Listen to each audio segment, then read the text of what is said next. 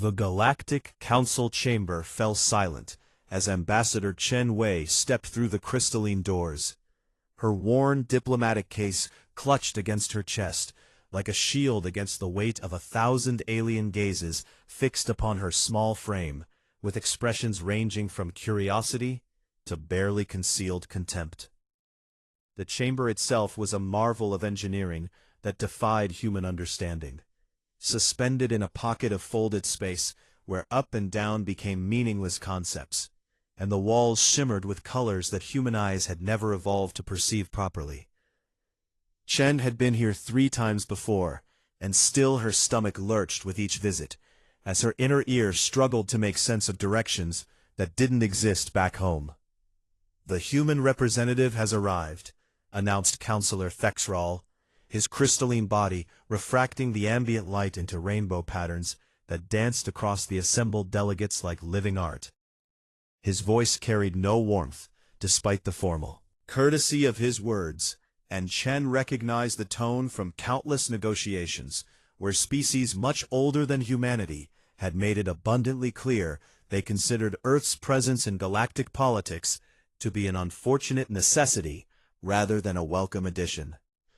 Chen bowed her head respectfully to the assembly, keeping her movements slow and deliberate, as she'd been taught during her accelerated training at the newly established diplomatic corps on Luna Station.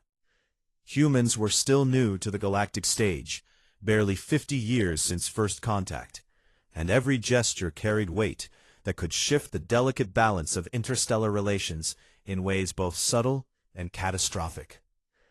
"Honored counselors," she began, her voice amplified by translation matrices that would convert her words into hundreds of languages simultaneously, each one tailored to the specific sensory organs of the species receiving it. "I come before you today not to ask for special consideration for humanity, but to present evidence that our inclusion in the galactic community has already begun to yield benefits that extend far beyond our young species." A ripple of movement passed through the assembled delegates, the Verithi shifting their gas-filled containment suits with sounds like distant thunder, while the Krell clicked their mandibles in what Chen had learned to recognize as skepticism mixed with dark amusement. The humans had been granted probationary membership in the Council 5 years ago, but that status came with severe restrictions that limited Earth's ability to establish colonies, engage in independent trade negotiations, or contribute to the collective defense networks that protected the civilized galaxy from the constant threats lurking in the dark spaces between stars. "We have heard these arguments before, Ambassador." Counselor Varmoth spoke from her position, near what Chen's limited spatial understanding suggested might be considered the chambers. Eastern Quadrant. The Selenthine diplomat's 4 eyes regarded Chen with an expression that somehow managed to convey both sympathy and resignation. "Your species shows promise in certain areas, particularly in what you call creative thinking and adaptation. However, these qualities alone do not justify elevation to full membership. When you lack the technological sophistication, unified planetary government, and historical stability that have been required of every species that has come before you." Chen had expected this response, because it was the same argument that had been made at every hearing for the past 5 years. Human civilization was too fractured, too young, too prone to internal conflicts that made the established galactic powers nervous about granting Earth access to advanced technologies or critical infrastructure. The fact that humanity had achieved faster-than-light travel through what the Krell had dismissively called lucky accidents rather than systematic development only reinforced the perception that humans were talented children playing with tools they didn't fully understand. "I understand your concerns," Chen replied, setting her case on the floating platform that materialized before her with a thought interface she'd never quite gotten comfortable using. "Which is why I've brought something different today. Not arguments or promises or projections about what humanity might achieve given time and resources, but actual evidence of contributions we've already made. She opened the case and withdrew a small crystalline data core, its surface swirling with stored information, compressed using techniques that Earth's brightest scientists had adapted from Varithi technology with improvements that had surprised even their original inventors.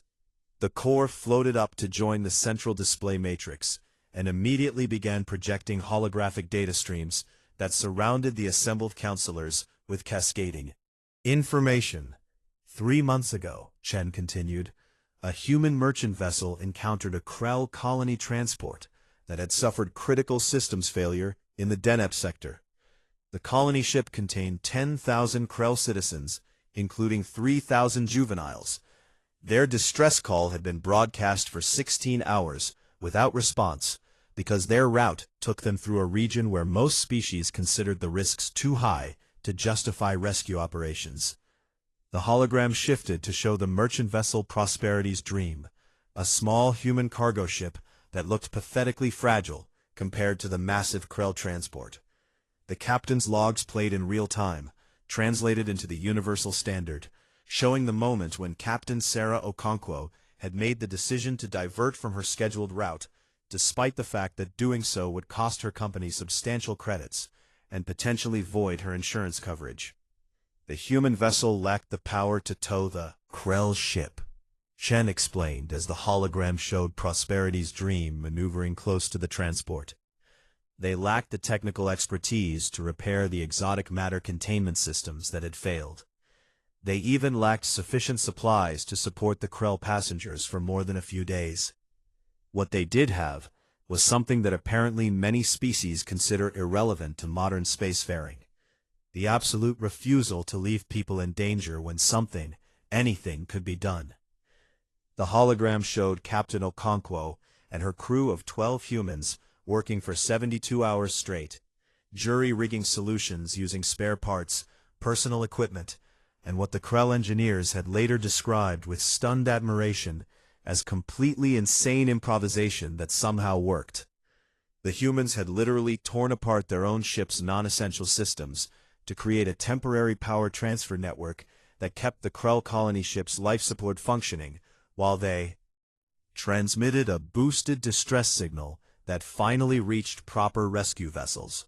Chen watched the counselors' reactions carefully as the hologram showed the final moments before the rescue fleet arrived. When Prosperity's Dream had been reduced to a barely functional shell that could no longer achieve faster-than-light speeds and was operating on backup power, with critical systems damaged beyond field repair.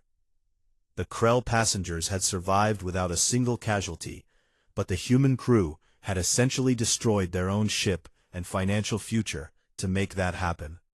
The Krell High Assembly, Jen said quietly, has submitted a formal commendation for Captain Okonkwo and her crew. They have also requested that I present their official statement that humanity's application for full council membership carries their complete support. The translators struggled to keep pace with the sudden explosion of voices as counselors from dozens of species began arguing simultaneously, their debate creating a cacophony that the chamber's acoustic dampeners worked frantically to organize into something approaching coherent discussion. Chen remained standing at her position, hands clasped behind her back in a posture that her instructors had taught her conveyed respectful patience, while she waited for order to be restored. Counselor Thexral's crystalline form pulsed with light that Chen had learned to recognize as the crystallis equivalent of calling for attention. The chamber's systems responded by gently suppressing other voices until relative quiet returned, though Chen could still see several delegates gesticulating emphatically to their aides and neighbors. This incident, while certainly commendable, represents a single act by one human crew, Thexral said, his tone suggesting he was choosing his words with unusual care. The Galactic Council's membership requirements exist not to diminish the value of individual heroism, but to ensure that species granted full status have demonstrated consistent patterns of behavior that align with our collective values across their entire civilization. Chen had anticipated this objection as well, and reached into her case for another data core. which is why I brought evidence of patterns, not anomalies. She loaded the second core into the display matrix, and a new cascade of information surrounded the assembly. Over the past 5 years since Earth gained probationary status, human vessels have responded to 147 distress calls in situations where the endangered species' own kind had either not yet arrived or had determined the rescue attempts carried unacceptable risk ratios. The holographic display began cycling through incident after incident, each one showing human crews making decisions that prioritized the lives of strangers over their own safety, profit margins, or convenience. There was the mining crew that had diverted to assist a Verithi research station caught in a coronal mass ejection. The passenger liner that had evacuated a Selenthine outpost threatened by an asteroid impact.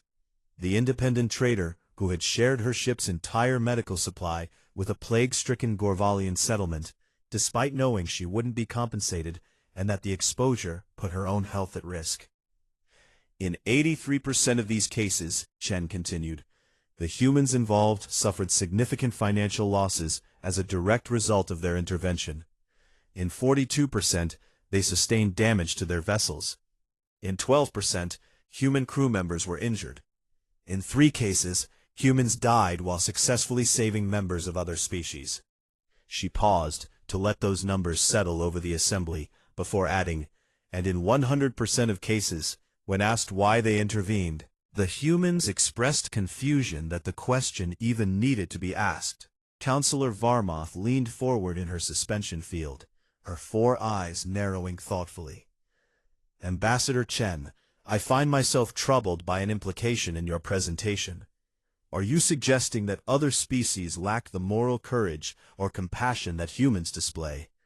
That we would abandon our own people, let alone strangers, to avoid minor inconveniences? Not at all, Counselor, Chen replied quickly, recognizing the dangerous territory that line of questioning represented. What I'm suggesting is that humans approach risk assessment differently. When a Verithi captain calculates whether to attempt a dangerous rescue, she performs complex analyses, weighing probable outcomes against resource expenditure and potential losses. When a Krell commander faces the same decision, he consults precedent and protocol to ensure his actions align with the collective wisdom accumulated over millions of years of civilization. She gestured to the floating holograms around them. When a human captain encounters someone in danger, the calculation is simpler. Can we help? If the answer is yes, then we help. The costs are acknowledged, but they rarely change the decision. That sounds less like wisdom and more like recklessness, Thexral observed, though his tone carried more curiosity than condemnation now. Acting on emotion rather than reason, making decisions that harm your own interests for the sake of strangers who may not even share your values. Chen allowed herself a small smile. My species has a saying, not all who wander are lost. We make decisions that seem irrational by certain metrics because we're measuring different things. A Verithi might calculate that a rescue attempt has a 60% chance of failure, and therefore represents an unacceptable risk. A human looks at the same situation and sees a 40% chance of success and 10,000 lives. That will definitely be lost if we do nothing. She spread her hands. Both calculations are valid. Both are rational within their frameworks. But I would argue that the galaxy benefits from having both approaches available. The display shifted again, this time showing a map of the explored galaxy with hundreds of points highlighted in blue. These markers represent locations where human intervention has saved lives, established positive first contact with isolated species, or provided crucial assistance during natural disasters and technical emergencies. Chen touched the display, and the blue points began connecting with lines that spread across the map like a growing web. What you're seeing is not random distribution. You're seeing the emergence of a network of goodwill and mutual obligation that humanity is building across the galaxy. Species that might have remained neutral or even hostile to the Galactic Council now view us favorably because humans helped them when they needed it most. Needed it most. Noted Counselor Dreshtar, the Gorvalian representative whose species had benefited from human assistance on multiple occasions. His gravelly voice carried undertones that the translators rendered as sardonic amusement. Humanitarian aid as a tool of diplomacy is hardly a novel concept. The cynic would be partially correct, Chen acknowledged, except that in most cases, the humans providing assistance had no knowledge of Earth's diplomatic goals and weren't acting on government orders.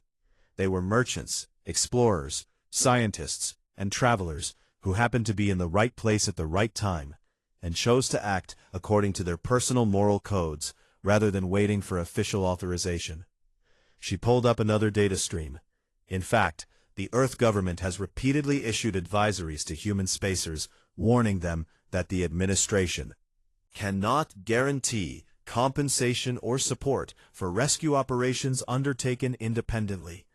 The advisories are largely ignored. This admission caused another stir among the assembled delegates. Chen could see some counselors exchanging glances that suggested they found this information either deeply troubling or strangely encouraging, depending on their individual perspectives and species' cultural values. Varmoth spoke again, her tone thoughtful. "You're describing a civilization where individual citizens feel empowered, even obligated, to make decisions that affect interstellar relations without consulting their government. Where personal moral judgment supersedes official policy and established protocols." She tilted her head in a gesture Chen had learned indicated careful consideration. "I'm genuinely uncertain whether that represents a strength or a catastrophic weakness in terms of council membership." Chen watched the data streams continue their slow rotation around the chamber, while she gathered her thoughts for what she knew would be the most crucial part of her presentation. The assembled counselors had shifted from dismissive skepticism to genuine engagement, which represented progress but fell far short of the unanimous support Earth needed to achieve full membership status. "Counselors," she continued, "I want to address directly the concern that underlies most objections to humanity's full inclusion in the galactic community. You fear that we're unpredictable, that our tendency toward individual action rather than collective decision-making makes us dangerous partners in an interstellar civilization where a single mistake can have consequences that echo across hundreds of systems." She paused, meeting the gazes of as many delegates as her human eyes could track simultaneously. "You're right to have those concerns. We are unpredictable by the standards of species whose civilizations have achieved stability through millions of years of careful cultural evolution." Thexral's crystalline body flickered with surprise.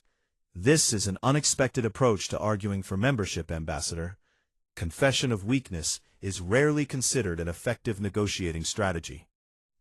"It's not weakness, Counselor. It's context," Chen replied. "Humanity became a spacefaring civilization through a path that differed dramatically from almost every other species in this chamber. Most of you achieved faster-than-light travel after developing unified planetary governments, after resolving your major internal conflicts, after reaching a point of cultural maturity where individual interests naturally aligned with collective welfare." She gestured to the Earth hologram that appeared above her, showing a planet still divided into hundreds of nations with wildly different governments, economies, and belief systems. "We got here first.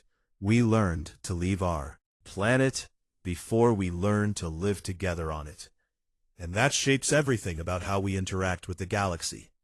The display shifted to show a timeline comparing human technological development with that of other council species.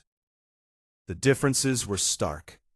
Where the Verithi had spent 12,000 years perfecting their understanding of exotic matter before attempting interstellar travel, humans had jury-rigged FTL drives using partially understood Krell technology salvaged from a crashed probe.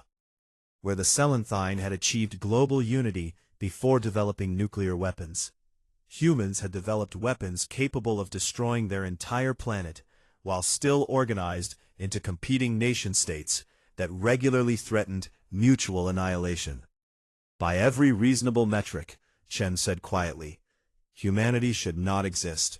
We should have destroyed ourselves during any of 24 existential crises over the past 2 centuries. The fact that we're standing here having this conversation represents a continuing miracle of desperate improvisation and stubborn refusal to accept extinction as inevitable. She smiled without humor. We're survivors, counselors. Survivors who learned that when the universe presents you with impossible choices, you find the third option that nobody else saw because they were too sophisticated to consider something so crude. Counselor Dreshtar rumbled, with what the translators indicated was approval. You're describing adaptive capacity as a compensating factor for lack of systematic development, suggesting that humanity's chaotic nature represents a feature rather than a flaw. Exactly, Chen agreed. Because the galaxy you've built, this magnificent civilization you've maintained for millions of years, has become predictable in ways that create vulnerabilities you may not fully recognize. She brought up a new display showing incident reports from the past century. Been lost in the coronal mass ejection. Their evacuation protocols assume they would have 48 hours warning based on standard stellar behavior models. They had 12, because the star exhibited anomalous activity outside established parameters. The Krell colony ship that Prosperity's Dream rescued, it suffered cascading failures because a safety system designed over thousands of years of optimization had a critical flaw that only manifested under conditions its creators never anticipated. The displays multiplied around the chamber, showing case after case where established systems had failed because reality proved more creative than even the most sophisticated predictive models could account for. Chen watched the counselor studying the data with varying degrees of discomfort. You've built a civilization that runs smoothly because you've eliminated variables, she continued. Your ships are reliable because you follow time-tested procedures. Protocols are efficient because they're based on rigorous analysis of probable scenarios. Your diplomatic frameworks maintain peace because everyone understands the rules and follows them. She gestured to the human data cores floating nearby. But what happens when you encounter something that doesn't fit the parameters? When the rules don't cover the situation, when the efficient solution doesn't exist because nobody thought to plan for circumstances this unusual. You're suggesting humans provide value specifically because we're disorganized, Varmoth observed, her tone suggesting she was testing the logic rather than dismissing it. That our inability to follow established procedures makes us useful when those procedures prove inadequate. I'm suggesting that humanity represents controlled chaos, Chen corrected. We're not actually as random as we appear from outside. We have our own patterns and logic, but they operate on different principles than what you're accustomed to. Where your species values systematic optimization, we value adaptive flexibility. Where you seek to minimize risk through careful planning, we accept higher baseline risk in exchange for the ability to respond to unexpected developments. She pulled up personnel files showing human crew members who had contributed to the various rescue operations. Look at the backgrounds of these people. Merchants who used to be military engineers, scientists who started as asteroid miners, ship captains who taught themselves advanced mathematics from pirated educational databases. We don't have formal academies that produce standardized graduates. We have individuals who learned whatever skills they needed to survive, and then applied those skills in whatever ways seemed necessary. Fexral's light patterns shifted through spectra Chen had learned to associate with deep consideration. This is all very interesting as cultural anthropology ambassador, but I remain unclear on how it addresses our fundamental concerns. A civilization of creative improvisers might be valuable as occasional consultants, but full council membership grants access to critical infrastructure, advanced technologies, and decision-making authority over policies that affect trillions of lives across thousands of worlds. How can we entrust such responsibilities to a species that openly admits it operates on intuition and adaptation rather than established procedures? Chen had been waiting for this question. She reached into her case one final time and withdrew a data core that pulsed with soft amber light. Because, Counselor, the threats you're preparing for are not the threats that will destroy this civilization. She loaded the core, and the chamber's displays went dark, except for a single projection at the center. A region of space where sensors showed nothing but empty void, despite the fact that mathematical models insisted something massive occupied that space. A human survey team detected this anomaly. They weren't looking for it. They weren't even in that sector for scientific purposes. They were musicians traveling to a cultural festival on Verithi Prime, who took a shortcut through an area your navigation charts listed as thoroughly mapped and completely unremarkable.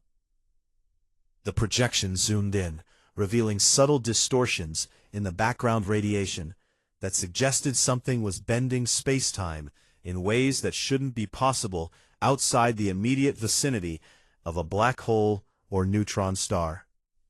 Chen watched the counselors lean forward, their attention suddenly absolute. The musicians were flying a small passenger craft with sensors barely sophisticated enough to detect asteroids, Chen continued. But one of them, a woman named Maya Okonkwo, happened to be the sister of the captain who saved the Krell colony ship. She smiled slightly. Apparently risk-taking runs in their family. The projection continued to display the anomalous region while Chen brought up the data logs from Maya Okonkwo's ship. The readings were crude compared to what military-grade sensors would have captured, but they showed unmistakable patterns that made several counselors shift uncomfortably in their positions. Maya's ship detected gravitational fluctuations that didn't match any known natural phenomena, Chen explained. Instead of marking it as a sensor malfunction and continuing to her concert, she spent 8 hours running every diagnostic she could think of while her bandmates complained about missing their performance schedule. The display showed Maya's handwritten notes, calculations scrawled across a digital tablet with the kind of chaotic brilliance that characterized human problem-solving at its most effective. She eventually concluded that either her sensors were experiencing a very specific type of failure that perfectly mimicked certain theoretical exotic matter signatures, or she'd found something that shouldn't exist according to current understanding of physics. Counselor Thexral's crystalline form pulsed urgently. Ambassador, are you suggesting this human civilian stumbled upon evidence of void-dweller activity?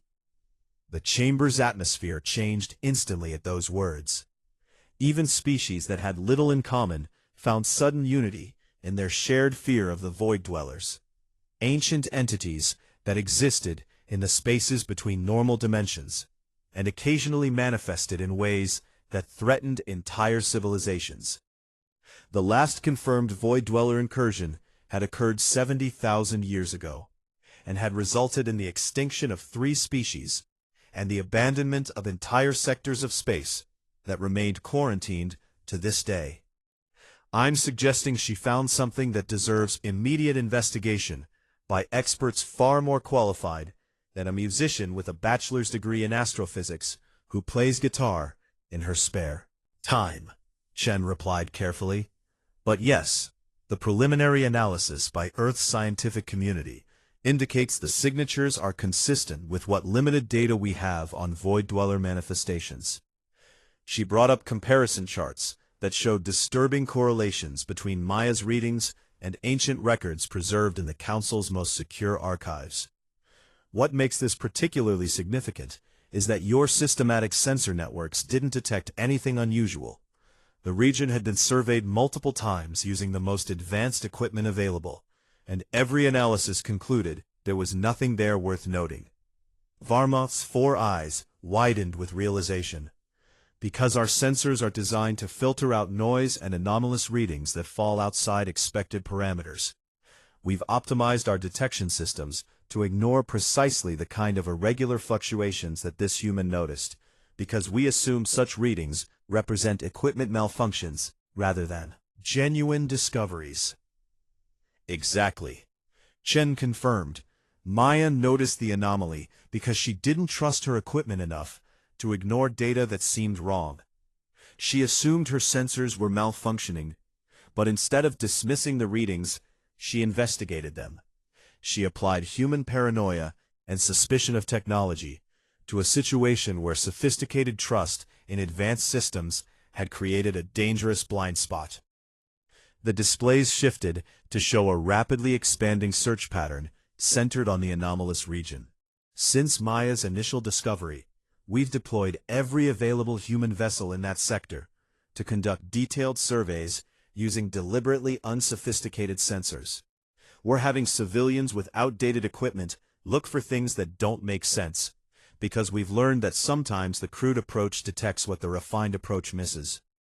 Chen pulled up preliminary results that showed dozens of additional anomalies, each one subtle enough to be dismissed by automated systems, but potentially significant when examined by suspicious human observers.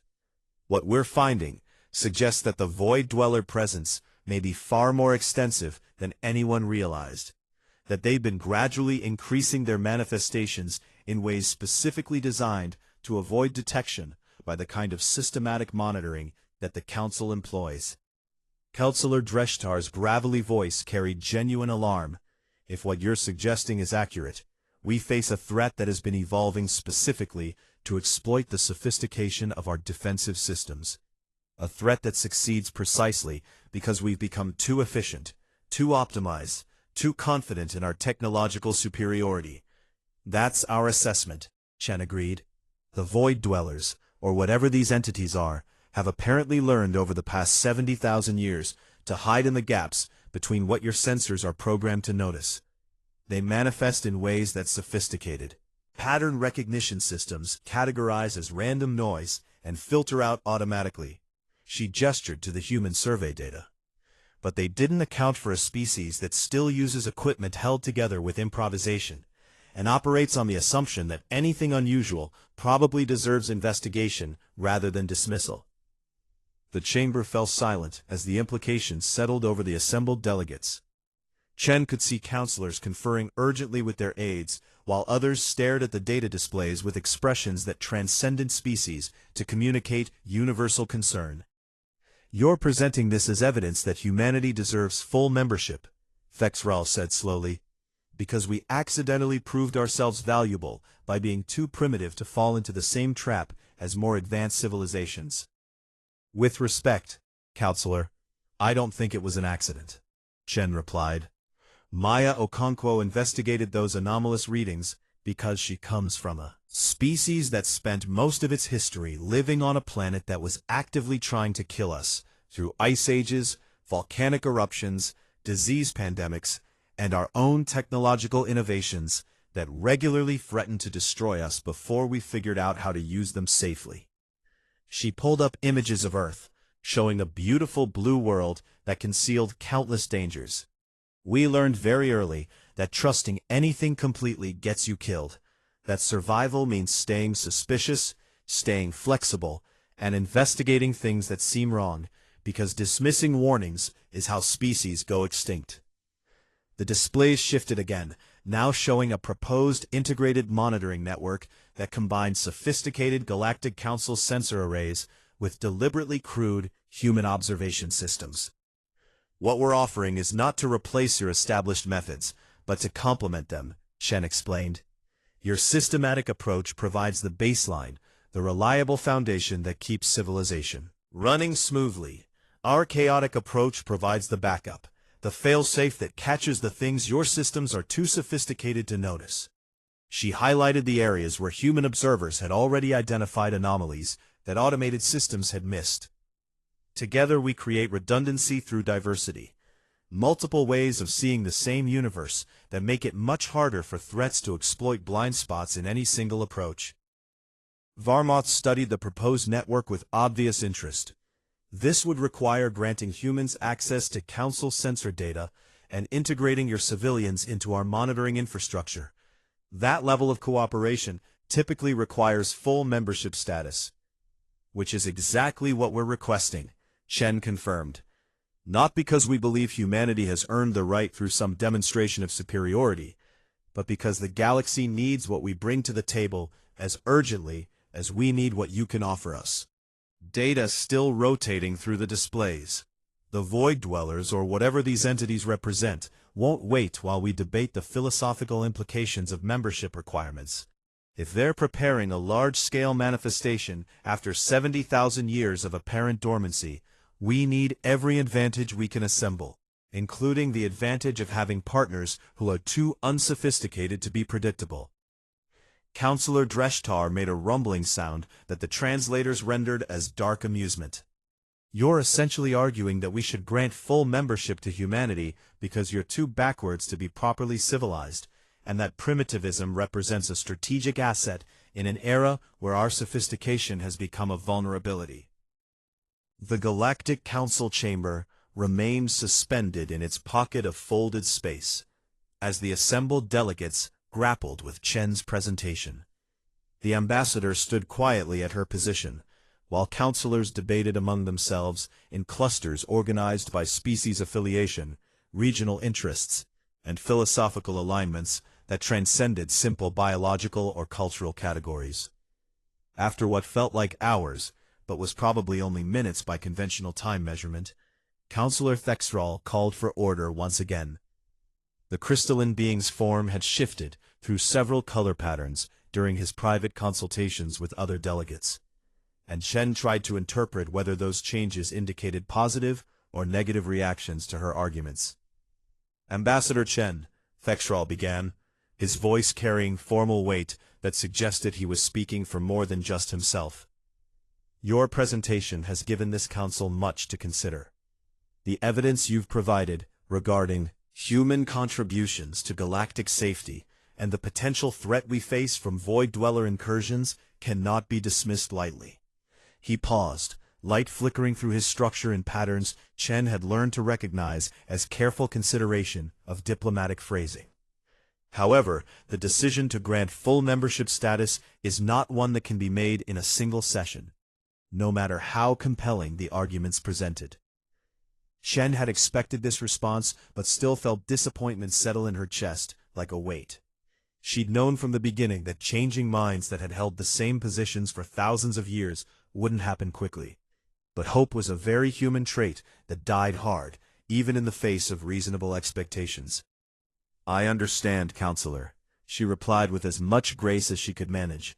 "Earth stands ready to provide whatever additional information or evidence the Council requires to make an informed decision." Actually, interjected, rising from her suspension field with a fluid grace that Chen's human form could never hope to replicate. I believe Counselor Thexral was not finished with his statement. The Celanthene diplomat's 4 eyes fixed on the crystalline counselor with an expression that suggested she knew exactly what was coming next, and wanted to ensure it was said clearly.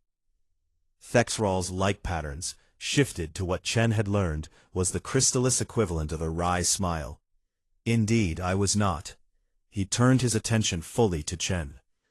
"While we cannot grant full membership immediately, the Council has agreed to establish what we're calling an integration protocol, specifically designed for humanity's unique circumstances." He gestured, and a new document materialized in the display matrix, its terms scrolling in multiple languages simultaneously. Under this protocol, Earth will retain its probationary status officially, but will be granted access to Council resources and decision-making processes that normally require full membership, including integration into our defensive sensor networks and participation in threat assessment councils. Chen felt her heart rate accelerate as she scanned the terms appearing before her. This was far more than she dared hope for when she entered the chamber. "In exchange," Thexral continued, "humanity agrees to several conditions. First, all human vessels operating in Council space will be required to share sensor data with central monitoring systems, even when that data seems insignificant or anomalous. Second, Earth will establish formal training programs to help human observers understand what they're looking at when they encounter unusual phenomena.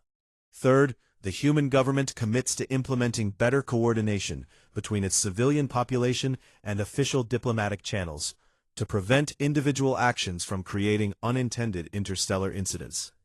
Those terms are acceptable, Chen said immediately, mentally reviewing the provisions to ensure there were no hidden traps. The requirements were reasonable and actually aligned well with policies Earth's government had been trying to implement anyway, with limited success.